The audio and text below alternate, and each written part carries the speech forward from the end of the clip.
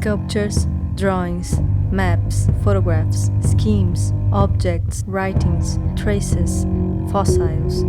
Animals representing animals, rocks, fake rocks, portraits of people, people posing to portraits, countless things, explaining, depicting, translating, resembling other things. So many distinct objects, all surfaces equally thick, all equally empty and embedded with the same myriad of meaning.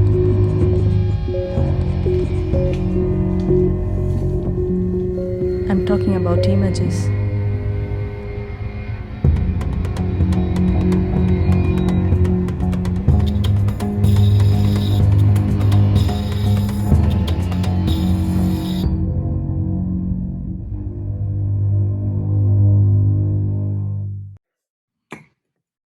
Sofia, we've just seen your video. It's really amazing to see this. We've actually, it's the product of a long relationship you already have with foam. You had a solo exhibition in Foam 3H in end of 2016, beginning of 2017, Black Chalk and White Charcoal, or the Myth of the Absent Matter Past. You were also selected as one of the Foam Talents of 2020, and your work is, as part of that group show, still on display at this moment in the museum in Amsterdam. And we also have work of yours in our collection that also was on display in 2018 in the exhibition Loading Works from the Foam Collection. So I'm incredibly happy that out of that relationship, we could also create something new with you, which is so special. So first of all, thank you for that. No, thank you. Thank for FOM for making this possible. It's really like it's the moment. Well, first I want to thank everybody also for being here with us and having just watched the film. I would love to know, to have replies, to understand how that arrives outside of my head. And I must say that I proposed that I would burn an image of a horse, a large-scale image, and we did it. And we did a short documentary about it. So it was already there, this thing of filming, me doing experience, and now we are doing this, which was amazing, even for me, an amazing surprise, that from an idea of a live performance, the project by itself grew so much and became this short feature, or this medium film. Because in fact, it is your first video work, right? Yes, it's my first film, actually. It was very much a film in terms of also how it was designed, to how I developed the idea of it. So the narrative, the text, the scenes, everything was very made from out of nothing, because the project started from zero less than 5 months ago, and it was so intense, but also I learned so much out of it. So I'm really happy with what we just saw now. Well, it is indeed, the whole idea. It started with that you have already in the past, you have organized performances, or well, I think you prefer to call them happenings, during which, in collaboration with performers, you've been creating images, basically, through performing images, but then also you documented it, and out of these happenings that are artworks in their own right, you created images that of which 2 of those are actually part of Foam Talent 2020 of the exhibition, and that's how we thought of maybe streaming one of these happenings and create one in relation to the Foam Talent exhibition and your work there. But it's really exciting how this actually developed into a different direction and has become a film.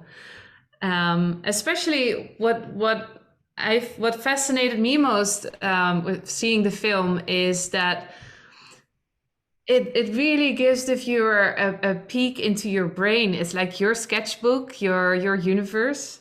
And the video focuses on your artistic practice as well as the practice of being an artist in general, I think. And one of the things that you are stating in the work is the act of seeing is empty and abstract. And also, you're saying that image is a language and the linguistic experience of translation.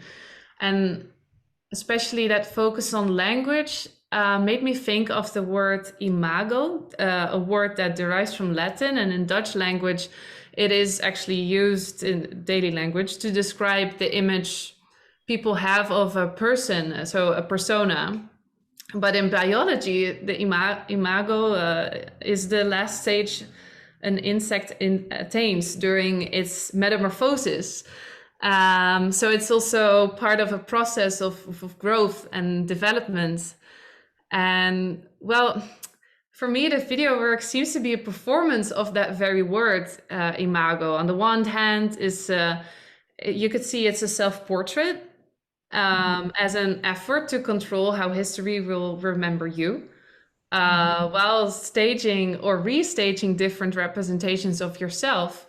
While at the same time, the work could also be considered more of a thinking exercise in which you use yourself as a model. And then, in addition to that, it's such a diaristic reflection of your artistic growth and personal transformation, which relates very well to that biological point of view on the Yes. so I'm like, okay, I'm sorry, I'm bombarding you with observations, but what observation would be leading to you? How do you reflect on the things I just said? I think it's so nice how you describe it, the many layers of what I was trying to do, because there was indeed this intention. It was very clear for me that I was trying to first the film. I understand that the film is divided in 5 acts, and the first act is the swamp. That it's this where I stayed. Maybe that is the book that you have behind you. That it's saying images do not exist. And also it's the 10 years where I was really thinking about this view, this curvature of language that covers everything that exists, including images. And images are actually discovering this layering. And it is this layer that it is what we see. We don't really see anything. We see only language, in the terms that we only see what we understand of what we see. And these, I didn't mention that in the film, but it's nice to mention here that there was a moment in the beginning of my time in art school that I was leaving, sharing my house with a friend that it was losing his vision. He was becoming blind very quickly. And also I was reading a lot about neurology and relation between what is to see and what is to comprehend vision. There was a book called An Anthropologist in Mars. I don't know the right translation in English. But so at that moment, I really understood that seeing is a linguistic experience. It's not given. You don't know how to see without a sense of linguistic structure of seeing. And this defined it for me. Yes, yes. Well, no, if you mean that if vision is a linguistic experience, do you mean that the very fact of naming things, so putting trying to put a vision into words, would you compare that with the idea of making an image, in which, because making an image, for example, a photograph is framing something, so it's in language we frame things with words. And Yeah. Would you describe that, or do you think these are different No, things? what I think is that when I say what an image, the image that I'm referring to is the image in the back of the eye. It's not photographic image. It's image. It's the problem that we have, that there's something that happens inside our brain, and we understand the world. We understand what is to exist out of this thing that is happening here, and it is image. So, and when I say linguistic process, it's even deeper of separating things like, okay, so this is a frame, this is a furniture, and this is the ground. Also, it's first about being able to separate colors and density and sizes of colors, and create out of this a sense of ambience of where I am. And this is what I really learned in these books. For example, if you there was this surgery that happened, that emerged, that made possible that blind people that were born blind could be able to see. And it was a large group of people in the world that out of this new surgery, they were seeing for the first time. And then they were perfectly seeing, but they were just starting to see. It was a new experience. And the scientists put a ball, a square, and a triangle, like a physical ones, in front of the one person. And the person grabbed the triangle, said, "This is a triangle," grabbed the square, said, "This is the cube," and the sphere, and also said the sphere. And then the doctor said, "Close your eyes." The recent viewer closed it, and the doctor put them in different positions, and said to the guy who was just seeing, "Now you tell me which one is the ball, which one was the square, which one is the cube." And the guy couldn't say. Without touching, he couldn't refer what he was knowing so well. Since he was born, he knew a sphere was a sphere and a triangle was a triangle, a pyramid, not triangle, like a 3D shape. But by looking at, he couldn't. There are many examples of this in the book. So it's this, what we see is really something that we learned to create meaning out of that. And from this is how I arrived to photography, even without knowing so much in the beginning, why I was so interested in this process of things becoming image. But it was very strong, and I couldn't leave places of representation. I was only working inside museums, study centers, zoos, scientific places that they were examining things existing. And I was examining the image coming out of this. And photography was the way that I could capture this strange thing that I saw, that I would see happening all the time.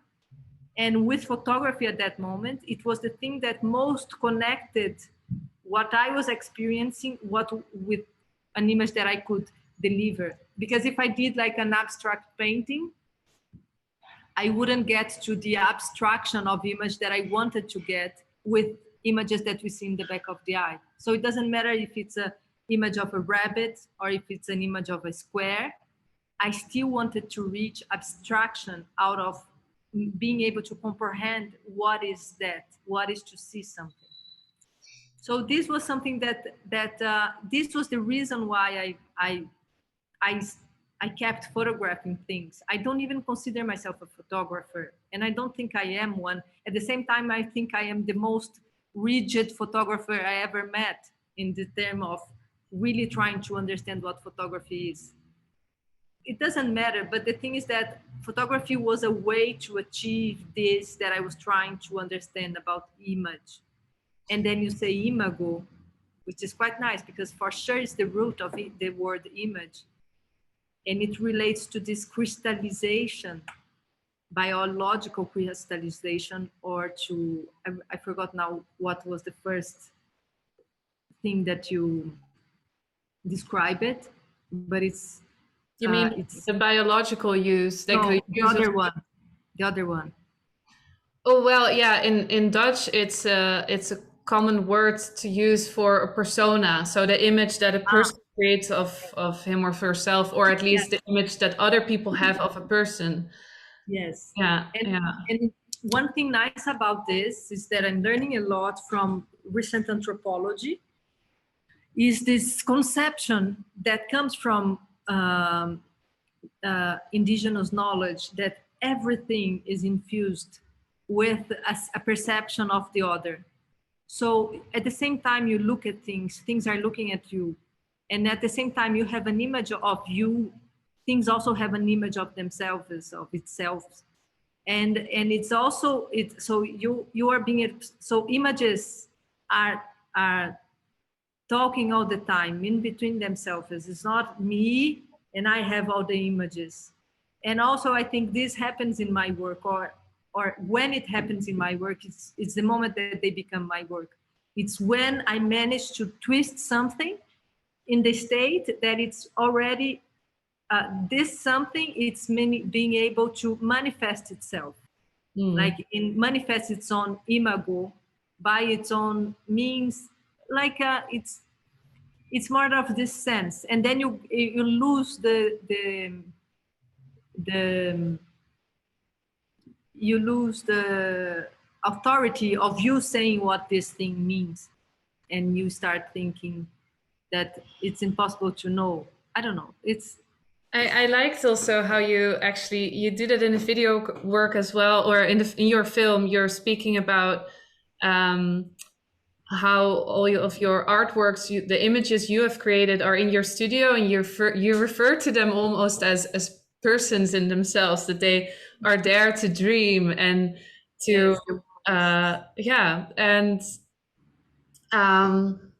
also what you're saying about that they have a life on their own. I think there are so many um, there's yeah, so many different positions of relating to images from yeah, you could say a professional point of view.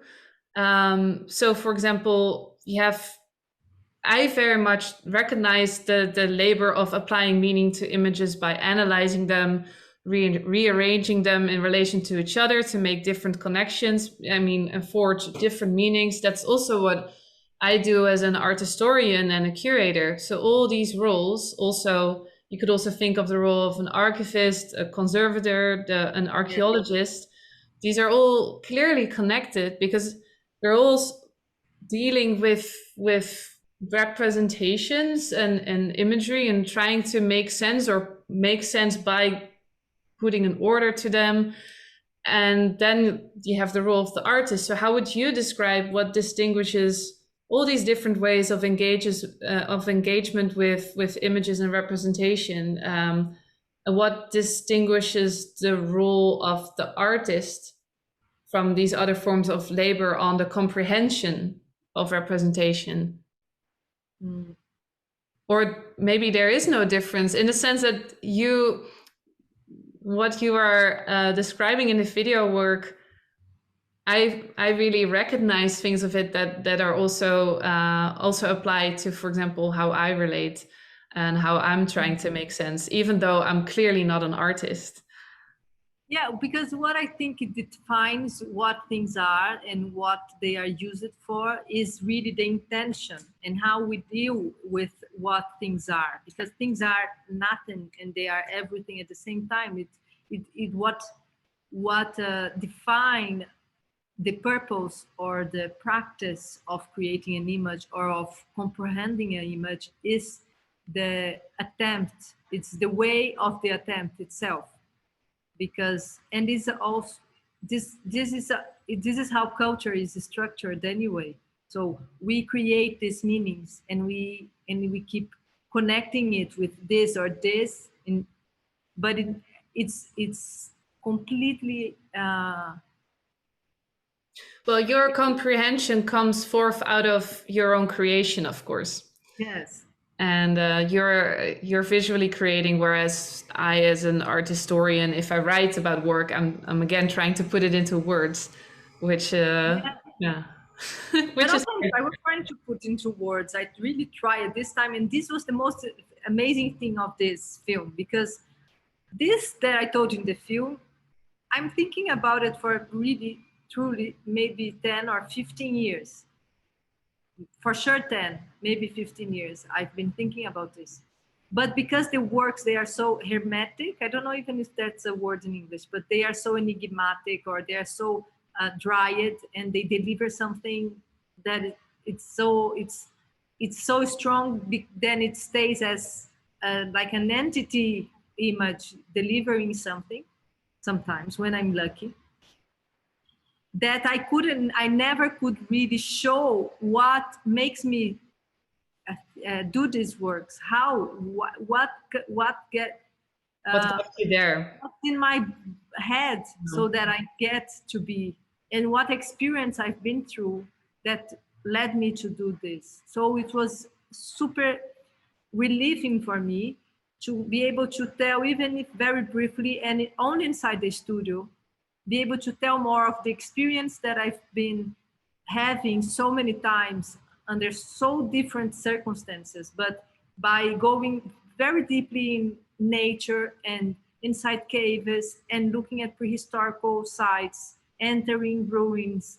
I really did that, like, intensely for 7 years at least. I was only inside these ruins and fossils places, and talking with archaeologists, with paleontologists, and go inside caves. I actually want to do a feature film out of this, where I can at least share more of these images of me inside the woods, inside the caves, of the caves themselves, because I could realize, I could understand so much by this radical enterings I did, and how I live with this. But this is out of the film, because this film, the idea is that it was going to have a time gap related to the moment that that studio existed. So it was after the project that I did as curator in São Paulo Biennial, that out of that I had that burnout. 2018 until now, that I left the studio and came to this new one, which I'm happy to tell that I'm in a very nice new studio, that I left that one for this one. Because that was, of course, the big question is where you would end up now. So I'm happy to have confirmed that you found yourself a good place to continue. It's full with light and sun. It's the opposite of the cave feeling of that one. This one is like, it's unbelievable. It's unbelievable. Seems to fit a new stage, the next stage, then new beginnings. Yeah. If I have time, I'm only staying here for maybe 8 months, because it's a big building that is going to be refurbished. But if I have time, I for sure will do. I really want to do new projects. I just now need to understand how, because filming is very complex. But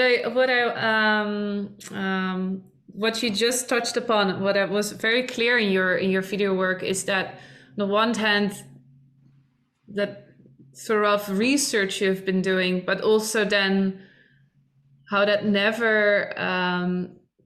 can never be considered disconnected from you as a person. Of course, for every artist, personal motivation is key, because that's why you even create things. But you could say like, oh, I'm just looking at what representation means, but it's so embedded in your personal journeys. You could say. And I was wondering from that, so because your work is very rooted in that history of representation, which basically is as old as humanity itself, like creating images is what mankind has been doing from its very beginning. And I'm also very interested in what you say in the video work about the connection between image and existing, and the idea of the becoming of an image, and especially in relation to how social media now seems to be dictating our image between image and existing. I wonder, what is your vision on society's relation to representation and image today. I mean, I have the feeling you're really reflecting on histories of representation. So up until today, do you feel you could, yeah, say something about Yes. that? Yes, one thing that I forgot to mention in your other question, and it's a nice moment to get it back, is that this film is out of a series of performances that I started to do in 2018, called it Performance to Become a Photograph. That it was precisely that, this big performance where people were holding gigantic masks and doing things, and there was music and singing, and a lot of people together, full painted with ink and earth and mud and turmeric.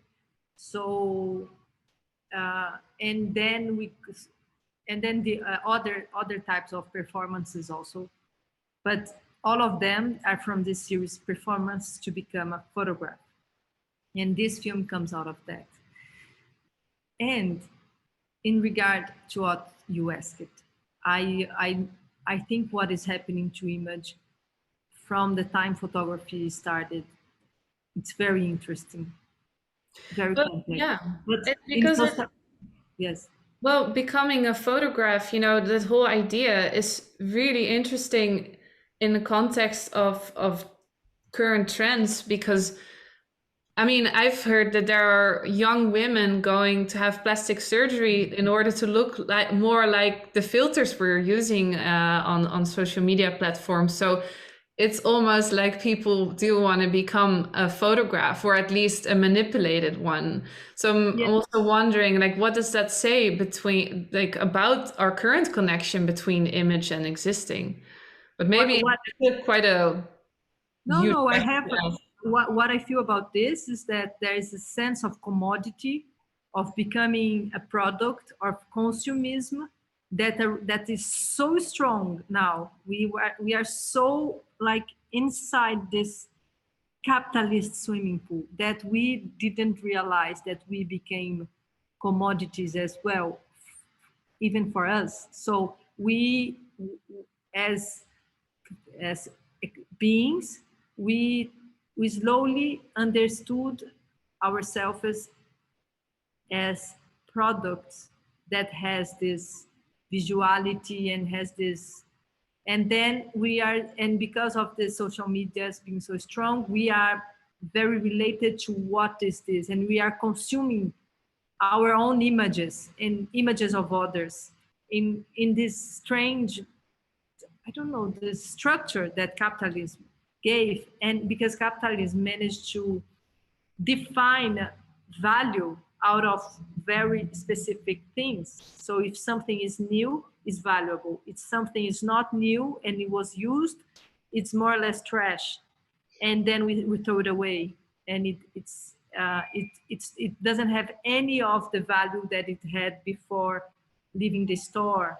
And then this value thing mixed with what things are and what we are, it's really, it's like for me, what is happening, it's like a disease of humanity. We are like losing the conception of existing and becoming really products of this consumism.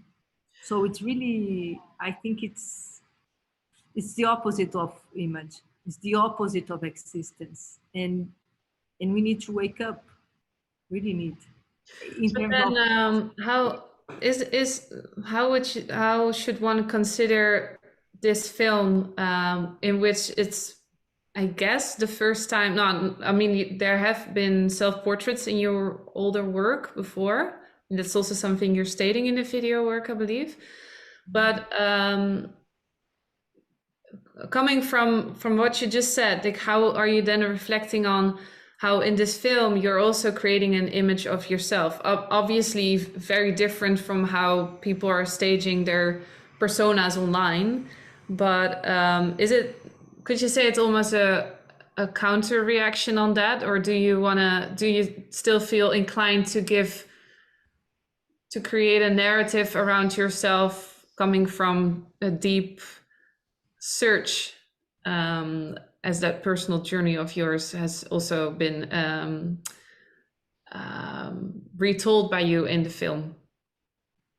Yeah, it's a good question because at the end also I did this. I created an image out of myself, and we are all embedded with this sense now of creating images of what is the image of myself.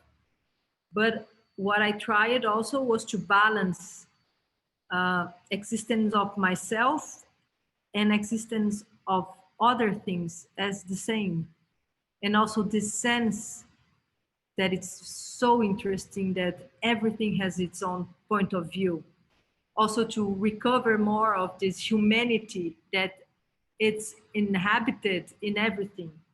So there's the book is near me, but there is an anthropologist that made a book called um, Cannibalist Metaphysics, that he says about the human perspective of a tiger and the human perspective of a plant, because plants are humans inside the coherence of what to be a human is in our coherence is complex.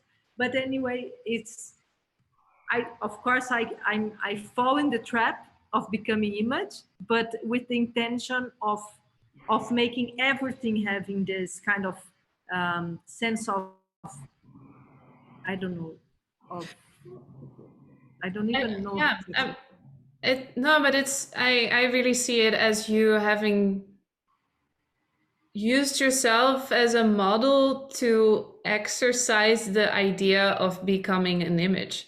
And that was for me so fascinating about it.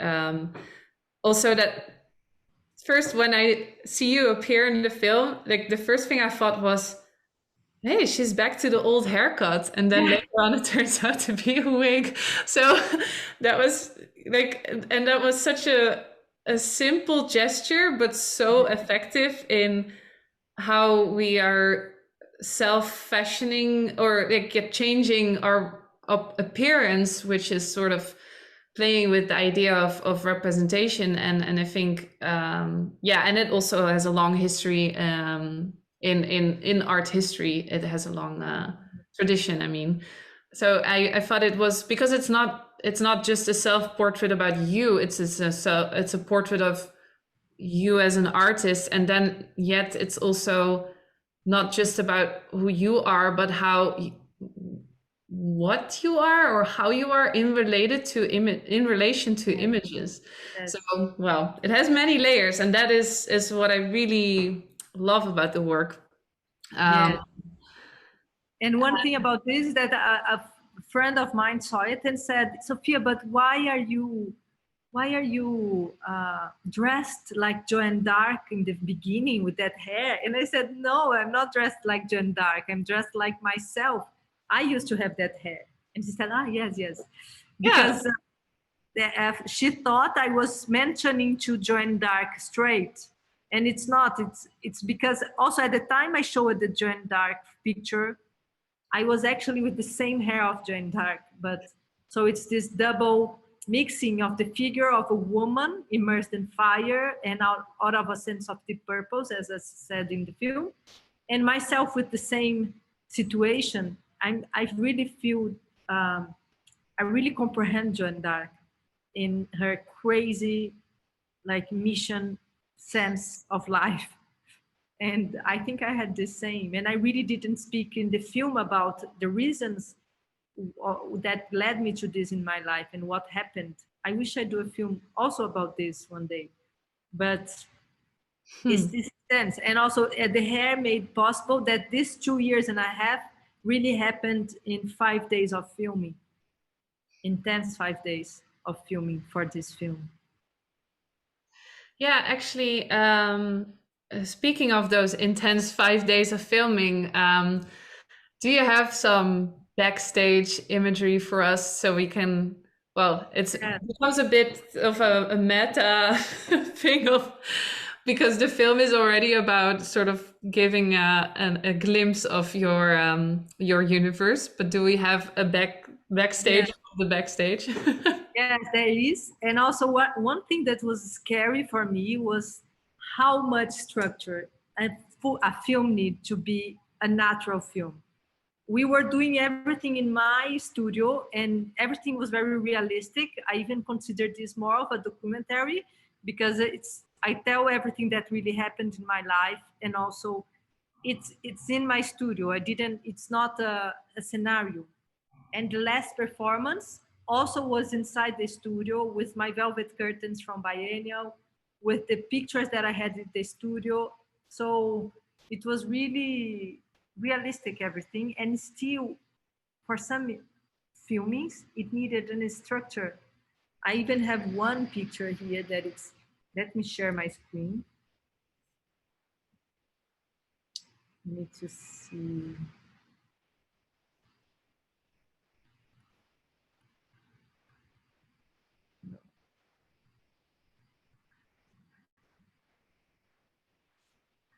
Let me see if no, wait. Yeah. I found. Oh, it was actually already happening, but just try No, again. I find a better way to show it. What can you see? Yeah. You can see little pictures, right? Yes. Only that. So this is an example. This is the film where this is the thing where the moment where I filmed this scene that I put books in this table, and it was only in the table films that we use its structures. But you can see this, it's like a thing for the camera, go and do this very soft traveling, but it was the only big structure that we had. All the other scenes, almost all of them were made by holding the camera. But this for me, it's really impressive of how much structure just to film something. And I was here like looking at the image and putting the stuff out of it. That's more. Still, even if this is a constructed image, you have always had a table like that, or a vitrine Yeah. kind of table in which you. No, it's just the table of my studio. Yeah. Everything in my studio, everything I filmed, it was just how my studio was. There was no, and also there's this change because in the beginning the studio is very dark and it has the joint dark image doing that, and it has the more like gray and black and white images. Because when I first set the studio, that was more or less the sense of the studio, and I call it for the team. I was calling it fossil studio. So everybody knew that the fossil studio should have more of a dark and related to like this prehistorical research cave. And then at the end, now when I went to film, we have to remove everything because the studio was filled with color and with very, very intense works and paintings. So the final film, the final images that you see in the film are are the images of how my studio was when I started doing the film.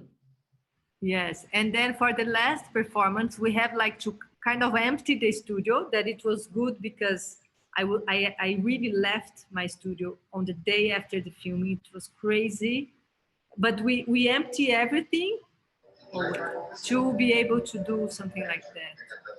Like we covered everything, like a big, like 10 square meters sphere no. Look, here you see outside. And then everything was just velvet curtains and images. This is a painting from a friend behind it. So it's a few paintings and most of it my photographs. And here is we outside the circle of curtains.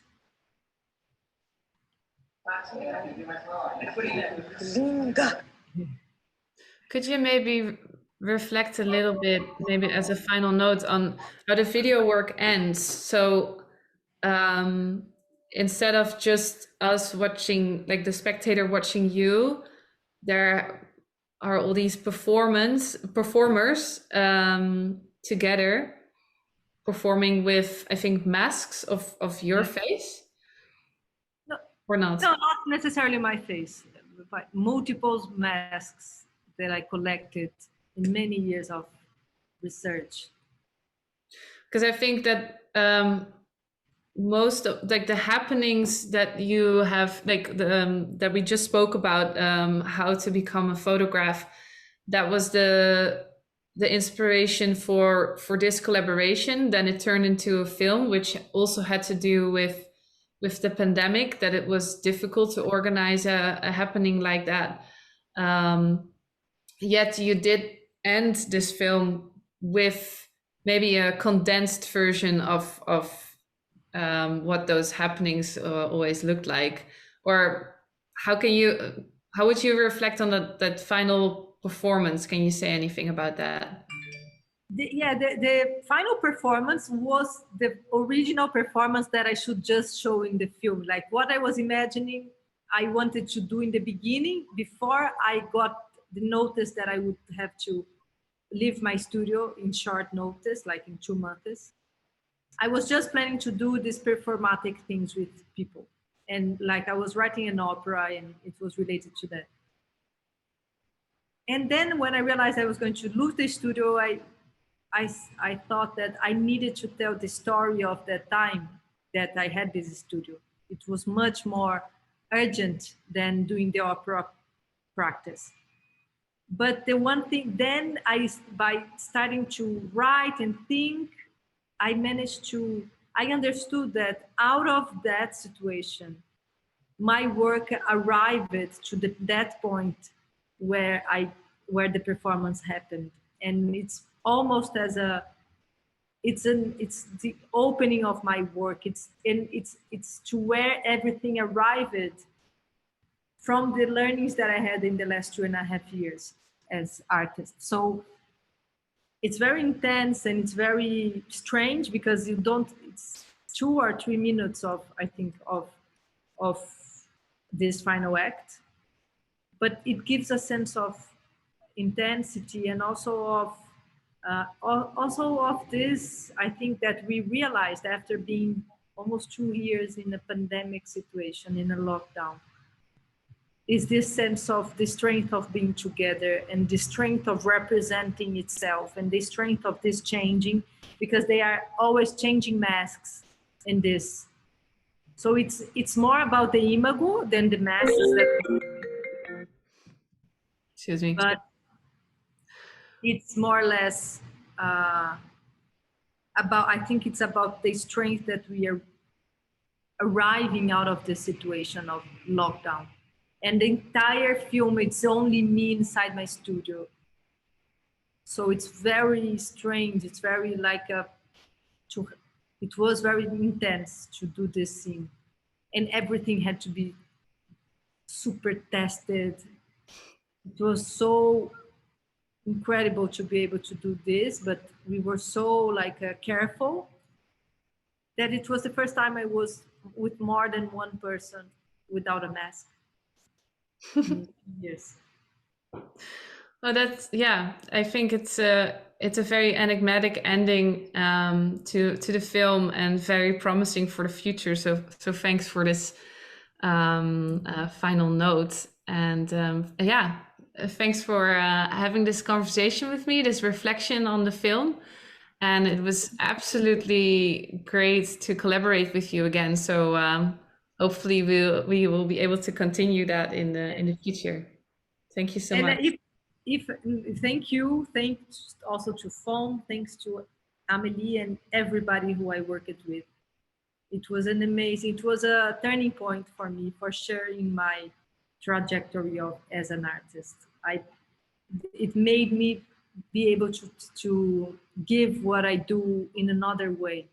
And I just want to finish showing the studio that I am now, because it's a studio that is going to be, so this is the beginning and it goes a long way and it's full with glass. Look. It's so big and so much light coming in, indeed. Yes. It's really huge and really beautiful. And it's only light, only windows with a big terrace. So I had no idea where I was going to be in the beginning of the filming, and I found this place, and it changed also how I'm doing things. So let me show. This is where I am painting now. These are the pictures that you saw. There's few silks. Most of the time I'm here in this corner, and I cook a lot. And so all the furnitures that also were in the last studio are here now, and I'm really happy to have made this transition and to be able From to share this here. being an insect in development in your cocoon, now now are there in broad daylight. This is a beautiful transformation. Yeah. Yeah, and I'm already writing that opera, so all went well, always good. So then we know what to look forward to. Yeah, Exciting. yeah. Thank you so much. Thank you, everybody.